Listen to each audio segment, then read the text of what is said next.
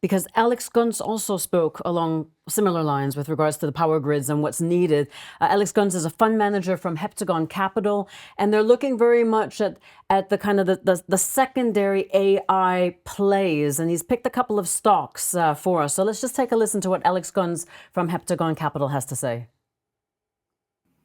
Okay, so take us through some of your stock picks, Alex, which you do so well.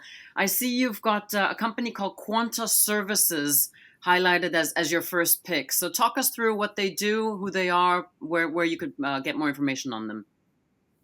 Yeah, thank you. We've been investors in Quanta for about 2 years now, and it's a wonderful story. Really think about it like this, that even prior to us talking about AI, grid infrastructure in the US, in fact, probably pretty much everywhere in the developed world, is actually very old. It's not built for purpose today. It was built typically just after the Second World War. And the sheer amount of people on the planet, the amount of power they are consuming, and really the acceleration of this in the world of data means that grid infrastructure is creaking, it's under pressure, it's also susceptible to cybersecurity attacks. You add in AI into this equation, and it's very reasonable to believe that power demand, electricity demand, is going to double between now and 2050. That's what McKinsey is saying.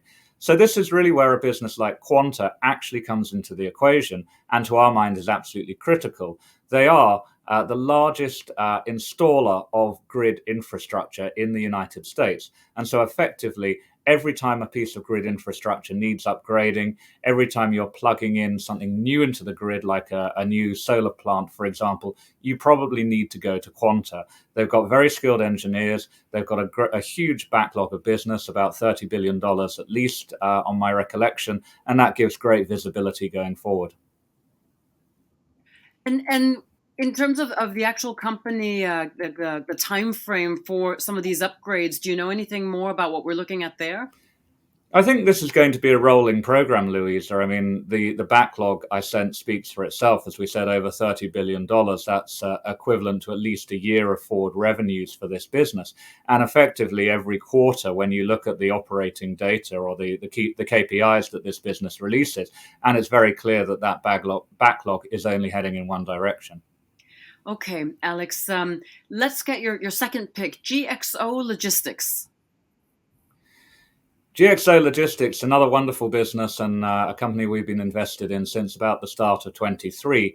And really, this is a very simple story. If you take any well-known consumer brand, a business like Nike, for example, their expertise is in designing trainers and making their trainers cool. Their expertise is not in shipping that pair of trainers from their warehouse to your front door.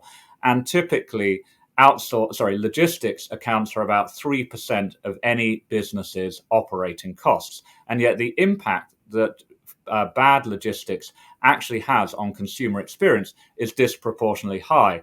There's therefore a huge amount of logic for businesses to outsource their logistics to a third party. GXO is the biggest publicly listed player in outsourced logistics in the world. And what's really exciting to us about this story is that they are one of the few businesses that we've come across where they are actually tangibly using AI today to deliver clear benefits to their end customers, like a Nike. If you think about it like this, a warehouse is a very, very complex environment. You've got lots of goods coming in, you've got lots of goods going out, you've got a huge number of SKUs or stock keeping units, different items, and therefore actually being able to move things around very efficiently, knowing exactly what's where, using algorithms to improve the order in which goods are picked, managing inventory. And these things are really the perfect sort of data inputs, perfect examples of where our AI can deliver tangible benefits. You talk to the business, and in the warehouses where they've trialed AI, they are seeing productivity improvements well over 100%. Wow. I mean, it's phenomenal when you put it that way. I mean, there really are opportunities, I guess, in the arena around AI. Palo Alto Networks, similar yet different. Exactly. I mean, for Palo Alto, almost it's worth going back right to basics. In prior conversations we've had, Louisa, we've talked often about data, and we've said, look, it's very simple. The demand for data is only heading in one direction. The amount produced, the amount consumed is only heading upwards. And really, this trend has been amplified, it's been magnified by AI at present. And yet, all of this data that's being created everywhere in the world, it will have zero value unless you secure it, you store it, and you analyze it. And to our mind, there is this huge asymmetry between the cost of cybercrime and the amount that's actually being spent on cybersecurity. One of my favorite statistics I've shared with a few people recently is the following. If you think about the cost of cybercrime in the US globally this year, it's going to be $9 trillion.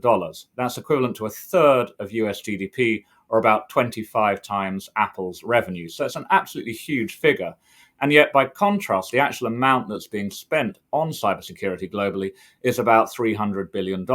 So a massive imbalance. And essentially, you only need to get caught once, be compromised once, and it can have severe reputational damage. And this is where a business like Palo Alto, to our mind, comes in. When we've looked at cyber in the past, when we've invested in cyber, we've come to the conclusion that either you've got to be very niche or you've got to be very broad. And Palo falls into that latter category. We think that they probably earlier than pretty much any other cyber business we've encountered anyway, have embraced this idea of platformization. So effectively being able to buy from one vendor, i.e. Palo, a very broad suite of cyber products. And this is effectively reducing complexity for chief technology officers, and it effectively moves cyber from being from being multiple glasses of pane to one pane of glass. So essentially a one-stop shop. Give me those stats again. So you said $9 trillion is the cost of cybersecurity this year globally, right? Correct. Yep. And that was equivalent to what again? It's a remarkable statistics that does bear repeating. It's equivalent to a third of US GDP, or 25 times, more than 25 times Apple's last reported revenues.